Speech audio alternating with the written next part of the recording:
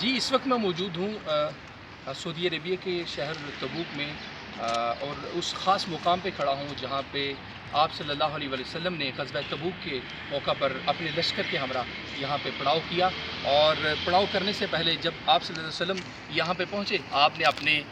جانثار غلاموں کو یہ حکم دیا کہ جب وہ یہاں پہ پہنچے تو پانی کو ہاتھ مت لگائیں۔ لیکن جب آپ صلی اللہ علیہ وسلم اس مقام پر پہنچے تو آپ صلی اللہ علیہ وسلم نے دیکھا کہ یہاں پہ جوتے کے تسمے کے برابر جو ہے پانی کی دار بہہ رہی تھی۔ تو آپ صلی اللہ علیہ وسلم نے وہ منگوا کر اس پانی کے اندر اس سے منہ دھویا، اور اس کے ساتھ ہی